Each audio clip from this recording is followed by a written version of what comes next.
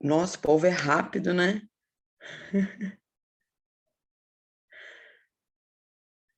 Pode iniciar a chamada.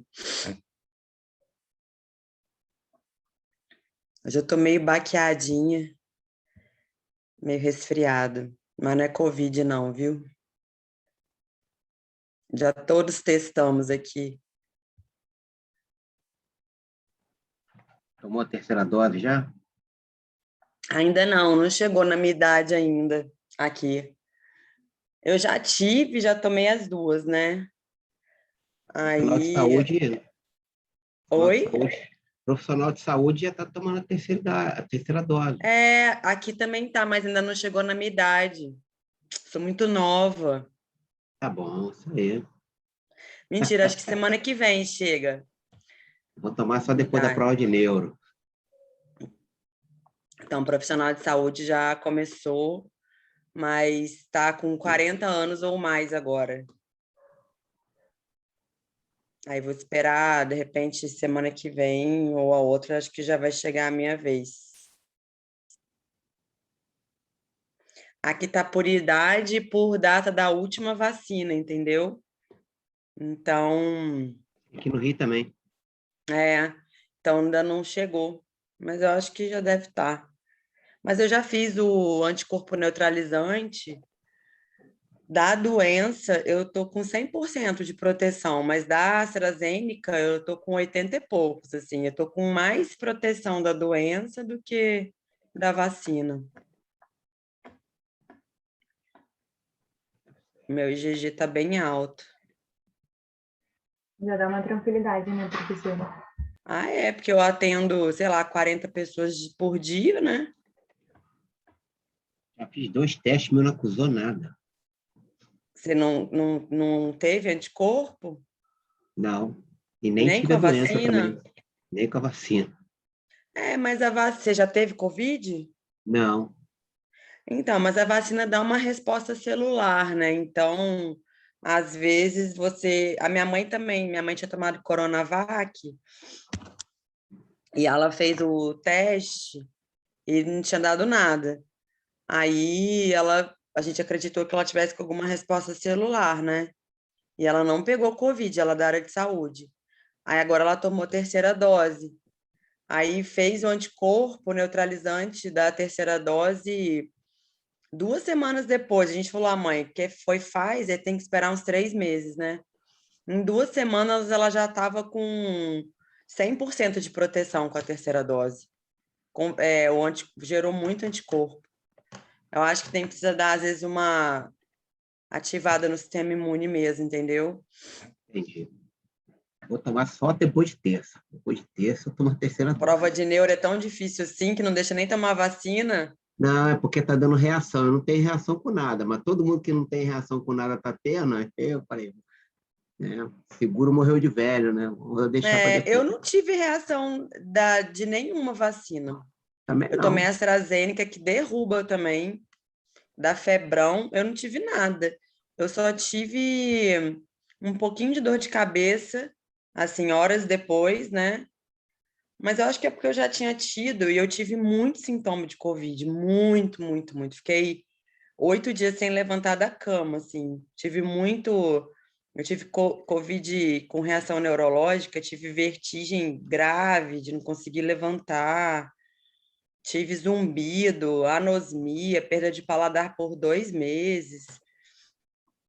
Foi meio tenso, assim. Depois eu tive uma semana ou duas, assim, de cansaço, fadiga muscular, parecia que eu estava quebrada. Eu fiquei bem sintomática, por isso que eu acho que eu converti muito anticorpo. Nossa, eu também tive muito sintoma quando eu tive Covid. Eu fiquei assim também, tive anosmia por muito tempo. Fiquei com uma É, hiposmia ferrada, fiquei muito de cama também, muito cansada, por um bom tempo também. Mas eu tive muita reação de vacina também, na AstraZeneca, na primeira teve. dose. Tive Eu bastante. não tive nada de reação da vacina, nada mesmo. Assim, eu tive uma dorzinha de cabeça. Eu tive um pouquinho de zumbido na primeira. Eu falei, nossa, não acredito. Assim, logo depois que eu tomei, fiquei com um pouquinho de zumbido, passou e um pouquinho de dor de cabeça. A segunda, eu tive dor de cabeça. Mas eu não tive febre quando eu tive Covid. Eu não faço muita febre. Assim, eu acho que eu nunca tive febre na Eu minha também não. vida. Eu sou difícil de ter febre também, mas eu tive muito calafrio na primeira dose. Tipo assim, quando eu tive Covid, eu não tive febre, mas na primeira dose eu tive um calafrio surreal na noite que eu tomei a vacina. Tive que dormir com a minha mãe me abraçando para eu conseguir dormir, tipo, esquentar e Nossa. dormir. Tomou uma Foi dipirona, surreal. 1 grama, gente. Só Eu tomei, tomar. eu tomei, Sério. e não passava. Aham. Eu cheguei, tipo, colocando gelo no braço, eu não senti dor no braço, mas o calafrio foi surreal. Aí na segunda dose, eu praticamente não tive sintomas, não tive reação. Aí eu tive só a dor no braço que ficou forte, que eu não tinha tido na primeira, tive a dor no braço e tive muito sono. Aí de resto, não tive nada. Cada um reage de uma forma, né? O importante é tomar vacina e todo mundo sair dessa logo, porque a gente não aguenta mais, né? Não, Nossa, nem fala, professora. ninguém aguenta mais nada. Nossa Senhora. Bom, meus amores, vamos à nossa aula de catarata, né? Nossa cataratinha. Doença prevalente na oftalmologia. A catarata é a maior causa de cegueira reversível do mundo. Então, para a gente falar, é uma tristeza falar isso, né? Então, falar que a catarata é a maior causa de cegueira reversível do mundo, a gente pode dizer que o mundo vive um grande problema de saúde pública, né? Porque se você ficar cego por catarata, que é uma doença que tem como reverter, ou seja, mesmo que você tenha uma catarata total bilateral, você consegue operar e reverter, é muito triste eu falar isso, né? O Brasil e a Índia são campeões de catarata, países campeões de catarata, porque aqui a quantidade de cirurgia realizada e na Índia ela é muito pequena, né? Então, é uma cirurgia que tem alto custo, né? Porque você precisa ter aparelho, que é um faco emulsificador, precisa ter um cirurgião experiente. Operar catarata é muito difícil, uma curva de aprendizado de 5 anos, né? Não é fácil operar catarata.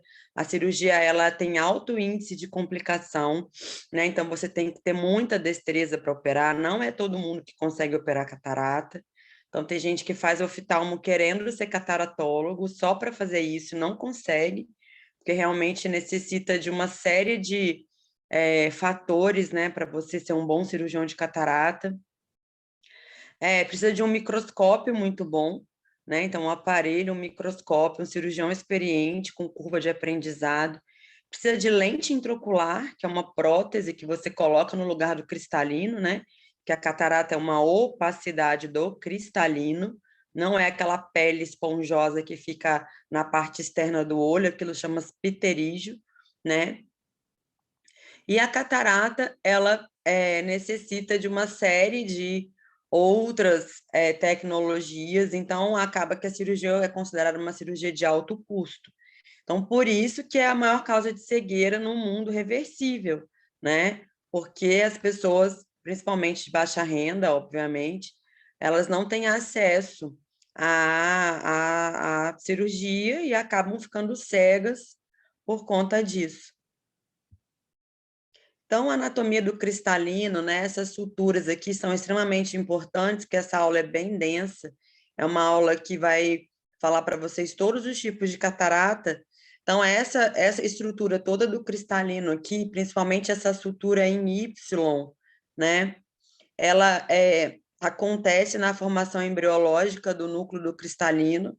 Ela começa a formar essas fibras de sutura fortes para dar resistência ao cristalino, tá? É uma lente biconvexa da câmara posterior, ela é localizada atrás da pupila, né? E o diâmetro anteroposterior, ele vai aumentando de acordo com a idade. Então, quanto mais idoso é o paciente, maior é o diâmetro anteroposterior do cristalino, ele vai engordando, né? Então, aqui existem a formação de novas fibras, a cápsula do cristalino, que ela envolve todo esse complexo de fibras e de núcleo, né? Aqui são as células da formação das novas fibras, o epitélio do cristalino da parte anterior, o núcleo do cristalino, que vocês vão ver que a catarata ela pode ser nuclear pela classificação, ela pode ser capsular anterior, ela pode ser subcapsular posterior, e ela pode ser cortical, aqui no córtex, né? Formar tipo arestas no córtex do cristalino. Então, existem vários tipos de catarata. Cataratas congênitas, que estão muito relacionadas a essa formação de suturas da parte embriológica, e as classificações das cataratas em cada região do cristalino. E aí a gente existem vários tipos, como eu falei, né? E a catarata do diabético. A gente vai começar a falar de catarata, algumas cataratas secundárias relacionadas a algumas doenças, né? Então, o paciente que é diabético, ele faz catarata muito precoce, tá? Então, começa a ter um alto índice de refração do cristalino, como eu já falei para vocês algumas mil vezes. O cristalino, ele puxa a água por causa do aumento da glicose, né? Faz uma hipertonicidade, né? E aí, aumento da glicose no humor aquoso, né? E o cristalino puxa essa água, né? E aí tem essa enzima aldolase e redutase que transforma em sorbitol, e aí acontece uma hidratação osmótica secundária. Então, o cristalino começa a se hidratar por causa do alto índice de hipertonicidade do humor aquoso e começa a dar esses fragmentos, a gente chama de opacidades em flocos de neve. Tem esses pontinhos brancos no cristalino, tá? Fica parecendo um monte de floquinho de neve. Isso é glicemia, é cristal aderido no cristalino, tá? E aí começa a opacificar. O cristalino é muito sensível ao toque, à luz, então qualquer incidência maior de luz no cristalino ou hiperglicemia, ele opacifica-se. A gente às vezes precisa fazer cirurgia de retina e vai pelo lado do cristalino para não encostar, às vezes a gente toca um pouquinho, pum, ele opacifica muito rápido, tá? Quebra essa fibra e aí ele opacifica. Então, o cristalino é extremamente sensível, tá? Então, a catarata muito característica do diabético. A catarata do paciente com dermatite atópica, geralmente paciente com dermatite atópica grave, né? Faz uma catarata bilateral nessa placa anterior, subcapsular anterior. Então, embaixo da cápsula anterior, né, o cristalino é uma lente biconvexa. Então, cápsula anterior, cápsula posterior, cápsula anterior, cápsula posterior, e meu rosto é o núcleo, né? Então, aqui na frente faz essa placa em pacientes que têm dermatite atópica, faz um pregueamento da cápsula anterior e algumas opacidades também subcapsulares posterior, lá atrás na cápsula posterior. Quando você se depara com uma catarata dessa, primeira pergunta que a gente faz, você tem atopia, tem rosácea, dermatite atópica, muita alergia, né? Paciente, eu tenho, eu sofro com isso desde... Ixi, meu pai do céu, peraí que eu toquei aqui sem querer. Pronto. Desde a minha infância, e aí eu convivo com isso até hoje e tal, e aí ele faz essa catarata, geralmente paciente até mais jovem, tá? O paciente que tem hipocalcemia, hipoparatiroidismo, também faz umas cataratas diferentes, corticais anteriores e posteriores. O paciente com neurofibromatose tipo 2, né, que é uma mutação que invade um gene supressor tumoral, NF2, aquelas lesões de pele, o paciente faz catarata em até 80% dos casos, uma catarata lá atrás, em forma de placa.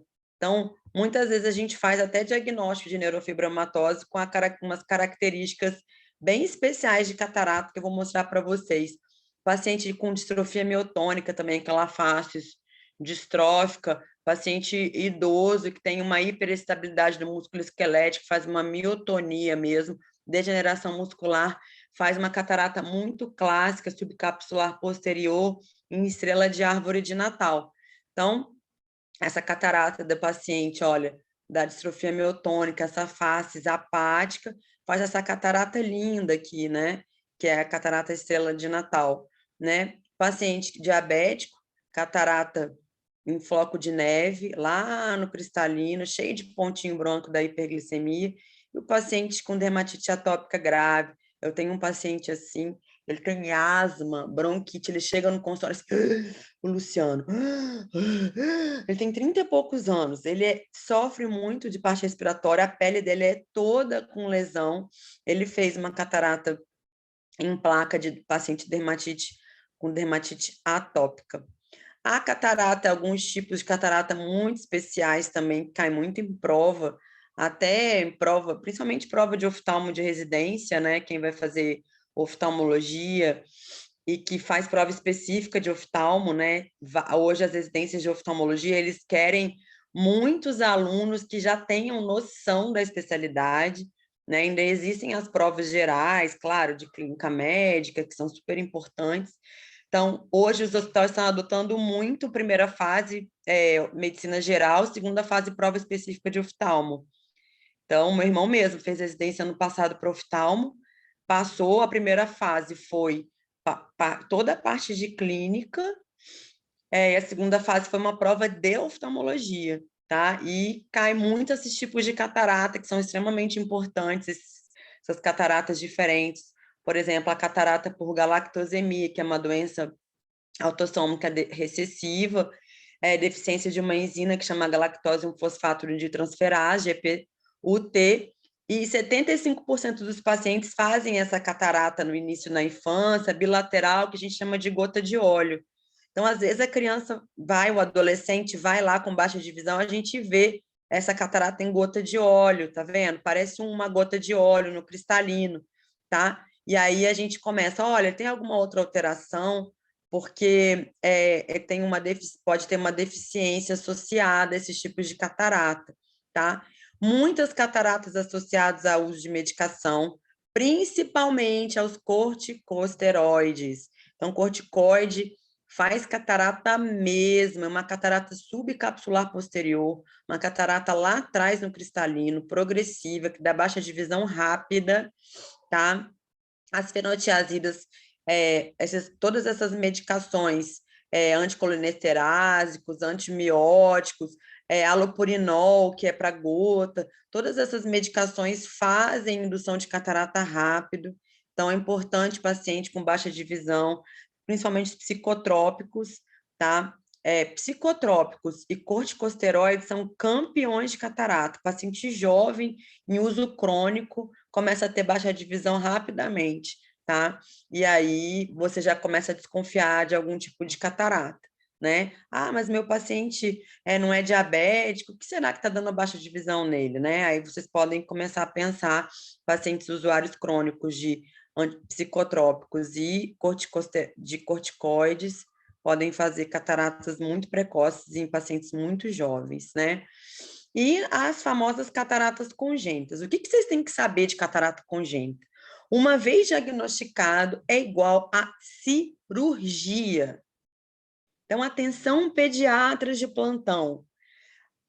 Criança que tem reflexo vermelho alterado, mesmo depois, a gente faz ao nascer, às vezes tem uma cataratinha pequenininha que o reflexo continua normal, e ela vai crescendo, de acordo com que a criança vai crescendo. Esses dias uma amiga me ligou de Portugal, dizendo que a filha de uma amiga dela estava com 4 anos, que ela começou a ver que ela estava chegando muito perto da televisão para enxergar, e aí ela levou no oftalmologista e ele tinha visto uma catarata congênita, né? Essa criança já perdeu muito tempo de entrada de luz no olho, né? É cirurgia imediata. Ah, mas é um bebezinho de 15 dias prematuro. Cirurgia imediata, tá? A gente tira o cristalino, deixa a luz entrar e depois a gente implanta a lente intraocular, tá? Espera o olho crescer e implanta.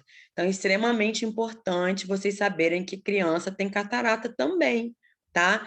Então, as cataratas congênitas, geralmente, elas estão associadas a alterações genéticas autossômicas dominantes, e elas podem ser secundárias a fatores infecciosos da própria mãe na gestação, metabólicos da criança, paciente que tem alteração da trissomia do 21, síndrome de Down, faz catarata também, e anomalias oculares. Então, essas crianças, né, que a gente já sabe, quando a gente faz ali a translucência nucal na 12ª semana de gravidez, que você já tem uma expectativa dessa criança ter síndrome de Down, né? Primeira consulta ao oftalmologista deve ser o quanto antes. A criança nasce, teste do olhinho, 6 meses, 1 ano, para ver se essa criança tem alteração de catarata.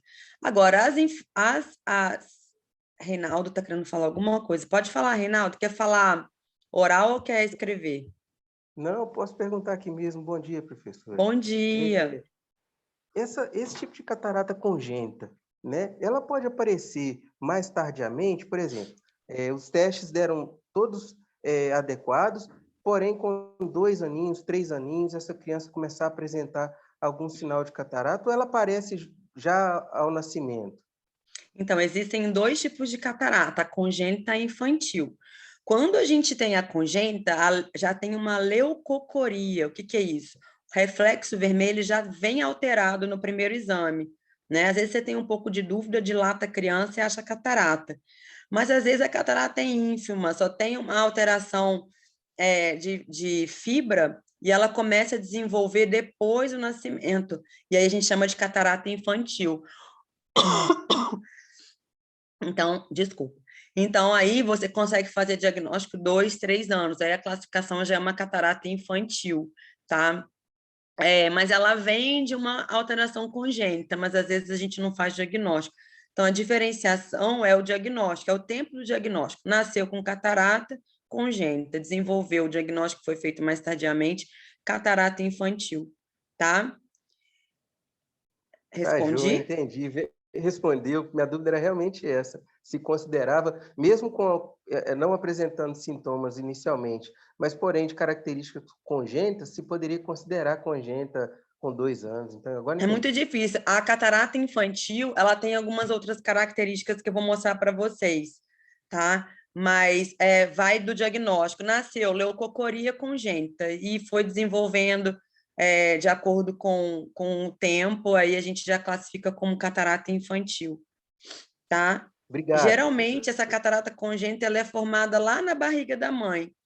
E a catarata congênita mais importante que a gente tem, que vocês precisam saber, é a rubéola congênita. Então, mãe que tem rubéola na gravidez, né? E aí a criança pode nascer com catarata bilateral, com infecções após 6. Então, assim, quando a mãe está grávida, descobre a gravidez e ela tem rubéola na primeira semana, o vírus ele entra na cápsula do cristalino. Depois de 6 semanas, ela não penetra mais na cápsula do cristalino. Então, o problema é a mãe ter catarata, ter rubéola, desculpa, nas primeiras 6 semanas de gravidez, tá? Se for depois, é menos perigoso, tá? Mas a criança, quando o vírus ele penetra na cápsula do cristalino, a criança pode nascer com catarata congênita bilateral, microftalmo, irite ou iridociclite, a gente já teve aula, uveíte, né, necrose de fóvea, atrofia iriana, nistagmo, estrabismo. Então, existem um monte de crianças com sequela oftalmológica por causa de rubéola congênita, tá?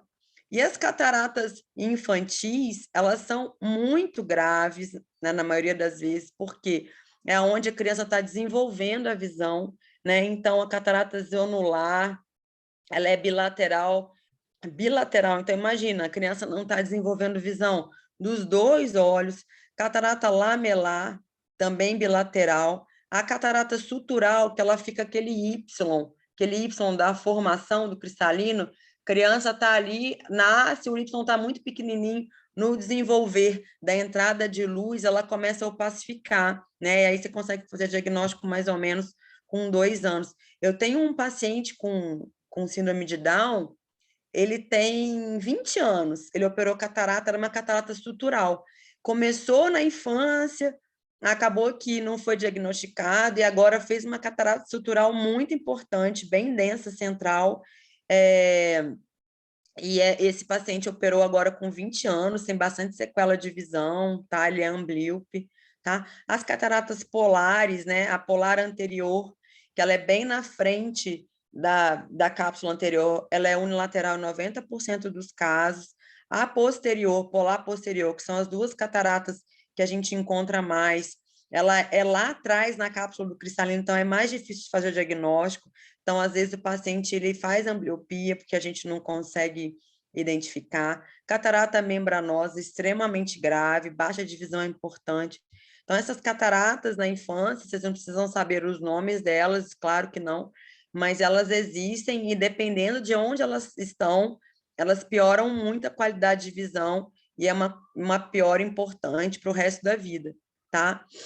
Então, aqui exemplos para vocês verem cataratas, as cataratas também polares anteriores, porque elas não são diagnosticadas, Reinaldo, ao nascer, porque elas são muito pequenas, mas elas têm características congênitas, mas são feitos o diagnóstico na infância. Então, a gente coloca catarata infantil, né? Porque o diagnóstico não foi feito ao nascer, tá? Mas elas têm características de cataratas congênitas. Então, a gente pode ver, ó, uma catarata polar anterior, tá? Que é bem na cápsula anterior, ó, bem pequenininha. Às vezes ela é uma polarzinha aqui pequenininha, bem na periferia, que você não consegue fazer diagnóstico ao nascer. E aí a criança vai crescendo, ela vai aumentando e indo para o centro da visão. E aí você faz um diagnóstico de catarata infantil, tá? Então é uma manchinha branca, olha, que aparece no cristalino, é uma reabsorção incompleta da membrana pupilar. Então a gente tem quando a gente está nenenzinho lá, formando a formação do feto, a nossa pupila ela é fechada e com o tempo ela vai abrindo, né? Quando a gente tem continua não tem uma reabsorção completa dessa abertura da pupila, a gente tem esse toque no cristalino e faz a catarata polar anterior, tá? Ó, outra aqui, ó, a pupila ainda é um remanescente, uma persistência da membrana pupilar, ainda não tinha fechado, a íris aderiu aqui, ela era toda fechada, e aí a íris aderiu, tocou no cristalino, opacificou. Essa catarata aqui a gente consegue diagnosticar muito cedo, né? Porque a íris já está chamando muita atenção, tá? Olha essa polar posterior, lá atrás no cristalino, a luz não entra aqui de jeito nenhum. Se você não for muito capaz, você não faz diagnóstico. Tem que dilatar o olho. Eu faço teste do olhinho com criança dilatada. Eu dilato o olho da criança para fazer teste do olhinho, tá? Porque essas cataratas, às vezes, elas estão lá atrás e não são diagnosticadas. Ou são muito pequenininhas que você não consiga ver, ainda não atrapalha o reflexo, tá? Essa catarata aqui é escondida, olha o núcleo limpinho e olha a cápsula toda tomada, tá? Essa catarata, se você não diagnosticar, essa criança fica amblíope, tá? Não entra luz suficiente. Ela vem de um remanescente da membrana vascular embrionária, que é isso aqui, ó. Tá? Então, aqui a gente tem a formação do olho cristalino, essa é a membrana vascular embrionária na formação da retina, e ela fica persistente aqui. Então, adere ao cristalino ou pacifica, né? E aí faz a catarata polar posterior, tá? Outros tipos de catarata congênita, que é a punctata e pulverulenta, né? Que são essas cataratas meio azul acinzentado, né? Elas são bem periféricas, geralmente elas não causam distúrbios visuais, então é difícil porque essa catarata aqui, ela vai ser diagnosticada lá com 20 anos, né? Então já é uma catarata juvenil que a gente fala, tá? Mas porque ela vai demorando para opacificar o cristalino e é difícil de fazer diagnóstico. Olha a catarata sutural, aquela sutura em Y, permanecendo aqui, né? Então a criança nasce, tem uns pontinhos pequenos que não atrapalham o reflexo vermelho, a gente não consegue ver muito bem, e conforme a luz vai entrando, o paciente vai opacificando em Y, tá? Então, a catarata sutural infantil em Y, geralmente faz diagnóstico na primeira infância. A catarata nuclear infantil, que é lá atrás, ao núcleozinho bem molinho, tá? Essa catarata de criança, gente, a gente só aspira, tá? É bem tranquilo de operar, porque o núcleo é muito molinho, né? E ela é muito relacionada, essa catarata aqui, à rubéola, tá? A infecção por rubéola. Geralmente é bilateral, tá? Então, faz uma baixa divisão bem no núcleo, né? E aí, o que a gente tem que fazer quando a criança tem catarata? É operar. Então, você aspira o núcleo mole, né? Faz toda a técnica, porque não tem como nem quebrar o núcleo, né? Você faz toda a técnica operatória e aspira aquele núcleo, né? Então, não existe quantidade de acuidade visual para você indicar cirurgia. Ah, mas a criança está enxergando bem. Eu fiz um diagnóstico de catarata, mas a criança ainda está enxergando. É mesmo? Você vai ambliopizar essa criança, é cirúrgico, tá? Se a criança tem nistagmo, movimentação ocular, ou seja, tentativa de foco, o prognóstico é muito pior, tá? Se tem bilateral, então, tem que operar. Não dá, com máximo 1 semana de intervalo de um olho para o outro, não dá para esperar nem 15 dias, tá? E a cirurgia tem que ser precoce, tirar o cristalino, né? E fazer a terapia contra ambliopia. O que é isso? Usar óculos catral grosso e estimular essa visão. A criança fica sem cristalino, tá? Como é que a gente faz a avaliação pré-operatória de catarata? Gente, é uma cirurgia simples, precisa de pré-operatório. Então, anamnese, o paciente tem que se sentir confortável. Se for criança, é cirúrgico imediato. Se for um paciente idoso, ele tem que querer. Catarata é uma cirurgia ambulatorial, tá? Então, você tem que conversar com o seu paciente, né? Olha, você está com catarata, não existe tratamento clínico para catarata, né? Eu tenho vontade de processar a rede TV, Record.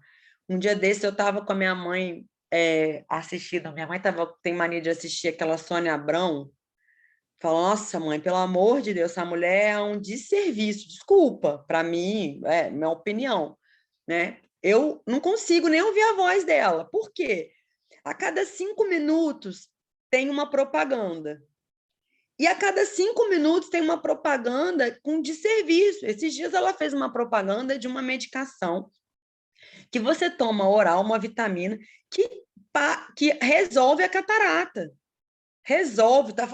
Quem faz que fala lá, gente, olha essa vitamina, com isso, com aquilo, vitamina E, vitamina A, para cegueira, e o paciente tem catarata, melhora a catarata, né? Como é que pode falar isso, né? Então, me dá um nervoso daquilo, eu quase fiz uma carta, porque eu fiquei assim, gente, como é que pode? Aí chega no consultório, né? É bizarro mesmo, Bia. Chega no consultório, o paciente, estava assistindo o programa da Sônia Abrão, você compra, o negócio custa R$300. Aí você compra 3 caixas, que dá para não sei quanto tempo. Cara, aí o paciente chega lá para você, estou tomando o remédio da Sônia Abrão. Aí você fala assim, e o paciente tem catarata, né? E ainda fala que tem comprovação médica. É lógico, porque o que tem ali? Tem vitamina e tem zeaxantina e luteína. Zeaxantina e luteína, elas são excelentes para diminuir a proliferação de degeneração macular relacionada à idade, né? Então, é antioxidante que melhora a impregnação de depósitos de oxidação. A catarata é também uma quebra de oxidação da homeostase do cristalino, mas é igual você ter cabelo branco, né? Eu vou tomar vitamina para não ter cabelo branco? Não tem como, o cristalino envelhece naturalmente. É claro que existem alguns fatores de risco que aumentam a velocidade desse envelhecimento, né? É você tomar muito sol sem proteção, é você tabagista, é você ter diabetes. Então, em alguns pacientes, a catarata aparece de uma forma mais precoce, né? Mas, de maneira geral, todo mundo vai ter. O cristalino, ele opacifica com o tempo. Então, essas medicações, elas são vitaminas que ajudam na queda de cabelo, que ajudam para a unha, que ajudam você não ter oxidação, mas você vai ter. Não pode dizer que o remédio vai parar de ter catarata ou que a catarata vai curar com o remédio, né? Então, a catarata ela é uma doença cirúrgica e que pode levar à cegueira, como eu já falei para vocês, que é reversível, né? Então, para mim é um desserviço isso, tá? Claro, vitamina é sempre bom, não sou contra a reposição com acompanhamento médico, né? Grandes excessos de vitamina D podem dar cálculo renal, então as vitaminas também têm seus efeitos colaterais, né? Então, a gente tem que ficar bem atento a isso, tá? Então, refração do paciente sempre para ver o que está acontecendo, a acuidade visual, né? O paciente, para indicar cirurgia de catarata, ele tem que se sentir confortável e tem que se queixar que a acuidade visual dele está diminuída. Mesmo com óculos, não melhora a acuidade visual. E aí você vai classificar essa catarata, né? Que eu vou mostrar para vocês a classificação.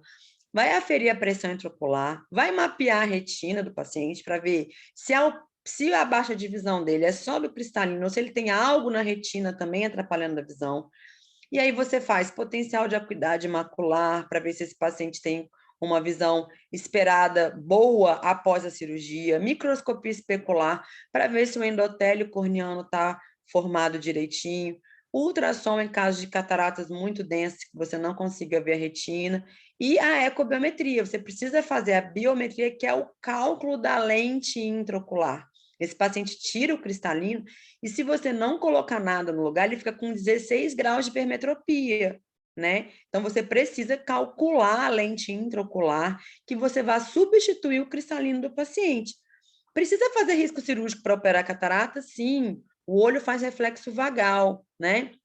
Então, se esse paciente tem alguma arritmia cardíaca, né, ele pode ter complicação sistêmica na hora da cirurgia. Então, precisa de risco cirúrgico cardiológico, raio-x de tórax, né, precisa de hemograma, coagulograma, ureia creatinina, e glicemia de jejum, risco cirúrgico, eletrocardiograma, risco cirúrgico cardiológico, eletrocardiograma e raio-x de tórax, tá?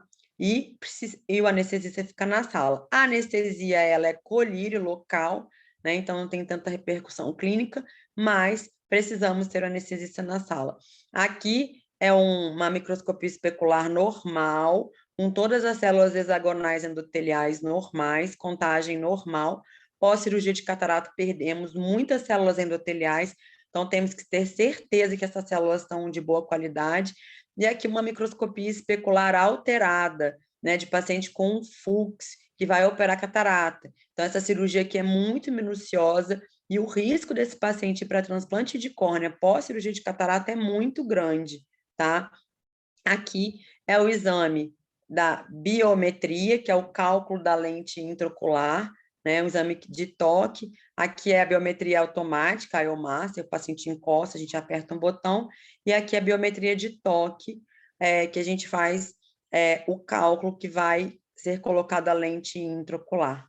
Aqui é a classificação da catarata, o núcleo, a catarata nuclear, o núcleo vai mudando, ó, o núcleo da catarata aqui já é um 4, aqui já é 5, olha como ela vai amarelando, né? O núcleo bem denso.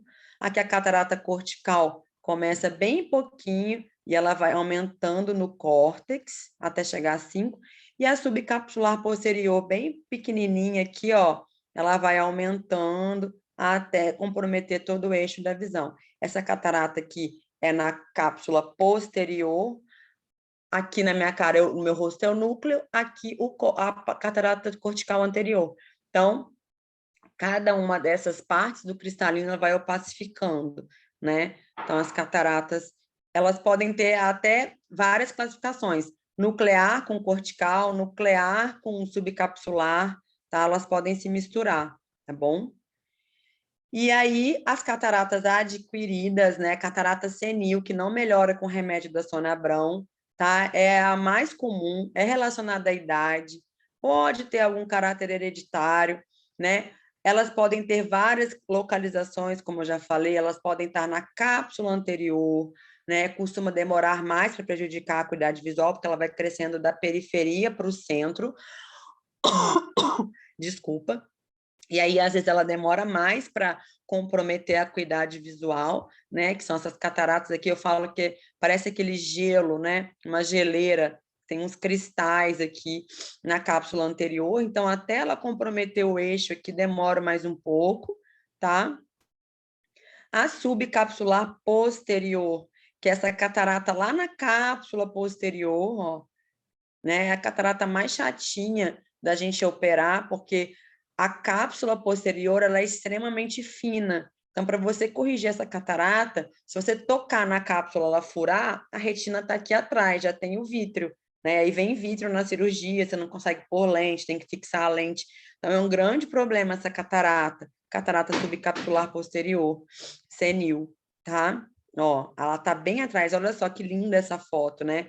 Aqui a córnea, né? O endotélio corneano bem aqui acabando, aqui a cápsula anterior, aqui o núcleo e olha a subcapsular posterior. Então, olha o que está aqui atrás, a retina. Então, imagina, você tem que corrigir essa catarata, tirar o núcleo dele todinho e pôr uma lente no lugar. E a retina está bem aqui atrás. Essa cápsula é mais fina que um fio de cabelo. Se você romper, você tem complicação cirúrgica, tá? Essas cataratas aqui adquiridas, cristalina ou árvore de Natal, são cataratas lindas, né, da gente ver, às vezes é até por depósito de medicação. A catarata cortical, né, que são essas cataratas aqui, ó, que a gente já falou para vocês, né, que elas vão bem da periferia, vão crescendo, né, e vão demorando um pouquinho mais para diminuir a visão. E a que eu mais gosto de operar, que é a catarata nuclear, que é uma delícia de operar, né? Você quebra o núcleo, aspira, ele é gordinho, é uma catarata mais segura, geralmente é a catarata mais comum senil que tem, né? Que faz uma esclerose do núcleo, né? E aí o paciente tem uma recuperação muito boa, um pós-operatório ótimo, ele ama, porque fica muito boa a cirurgia e melhora muito a visão. O problema é essa catarata ter uma evolução para cinza, marrom e negra. Ela vai ficando amarelada, laranja, que já é bem densa, e aí ela vai se transformando a coloração. Marrom e negra são cataratas difíceis de operar, muito duras. Às vezes a gente tem que mudar a técnica, não fazer faco, que é a canetinha que aspira o núcleo. Às vezes a gente tem que abrir a córnea e tirar o cristalino inteiro, tá? Porque a chance dessas cataratas muito duras complicarem, elas são muito grande, essas cataratas duras complicarem. Então, ela pode ser incipiente, um pouco madura, hipermadura e morganiana. A catarata morganiana já é essa catarata densa, muito dura, que é muito difícil de tirar, né? E a catarata incipiente ainda tem a acuidade visual de 20/20, então você não indica cirurgia nesse estágio, e aí ela vai crescendo de acordo com o tempo, e quando ela chega num estágio nuclear de 3, cortical de 2 para 3, ou subcapsular, que já esteja no eixo, você indica cirurgia, né? Ou quando o paciente falar, olha, já está me atrapalhando, nunca indicar cirurgia de catarata em paciente 20/20, né? E já com reabsorção de cristalino, começa a reabsorção de zônulo, essa catarata causa cegueira, e é uma cirurgia muito complicada, é muito difícil de fazer quando a catarata já está nesse estágio, a chance de complicação é muito grande. Olha, já tem pregueamento da cápsula anterior, o cristalino já está em reabsorção, uma catarata muito madura, com alto índice de complicação cirúrgica. Por isso, você tem que operar não muito incipiente nem hipermadura, ela tem que estar no meio do caminho para ser uma cirurgia bem efetiva. Olha essa catarata, né? Ah, isso é raro. Não é raro, é muito comum. O paciente chegar tateando no consultório, bilateral, catarata morganiana, tá? Desse tamanho, tá na fila do SUS há 5 anos, não consegue operar.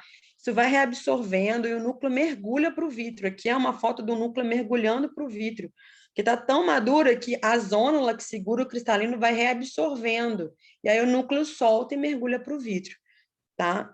Então, cataratas muito graves, muito difíceis da gente conseguir recuperar. Algumas cataratas muito complicadas, secundárias a doenças oculares, tipo uveíte, glaucoma primário de ângulo estreito, cataratas em altos míopes, né? Porque o cristalino é muito grande, é muito fundo. Você tem que ir com o aparelhinho lá embaixo para operar, fora o alto risco de descolamento de retina em pacientes automíopes que vão operar catarata, né? Aqui alguns tipos de catarata pós glaucoma de ângulo estreito, porque faz tanto processo inflamatório que a íris adere aqui, olha, a íris irregular, tá? E aí adere aqui, faz essa catarata, é uma catarata difícil de operar, que o paciente inflama muito no pós-operatório, tá? Alguns tipos de cataratas traumáticas também, você só sabe o que vai acontecer a hora que você abre o olho, às vezes está desinserida a zônula, às vezes o cristalino está com a zônula que segura o cristalino, ela está solta, só tem uma parte, às vezes você abre o olho, está lá o cristalino tombado, né? E o medo disso cair lá no vítreo e lá para a retina, né?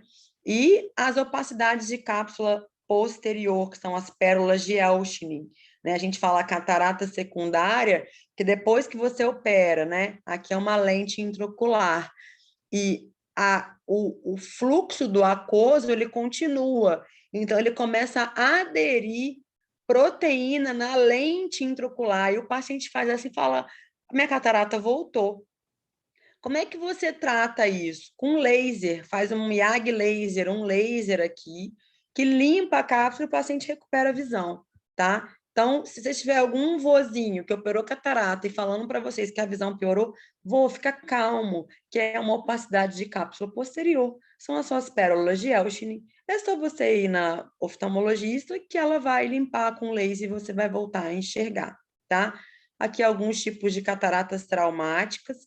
Cirurgia dessa catarata é muito difícil, tem que colocar retrator de íris para abrir, para conseguir operar. Chance de complicação muito grande, tá? Ó, cataratas traumáticas, ó, cristalino opacificou e soltou, né? Então, muito complicadas para operar.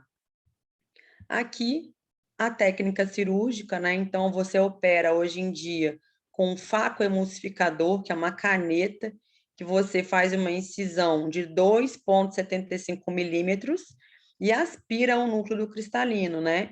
E aspira o cristalino, né? Você faz uma cápsula Rexis, que a gente fala, tira a tampinha da cápsula anterior, opera o núcleo, né? E aspira depois os restos de córtex. Então, aqui, ó, incisão com uma faquinha de 2,75 milímetros. A parte anterior do cristalino, você libera o eixo, então faz uma cápsula Rex contínua circular, que você demora 1 ano para aprender a fazer isso, que imagina que é um tecidinho mais fininho que o fio de cabelo. Se ela correr, se ela sair do circular, você perde a cirurgia, tem que converter para extracapsular, tá? Aqui, você solta o núcleo, começa a fazer a cirurgia, você sulca o núcleo, você pode sulcar em 4 vezes. A minha técnica cirúrgica é um sulco, já começa a aspirar. Aqui, para quando está começando a cirurgia, a aprender a operar, você faz 4 sulcos, tá? E vai aspirando o cristalino de acordo com as necessidades.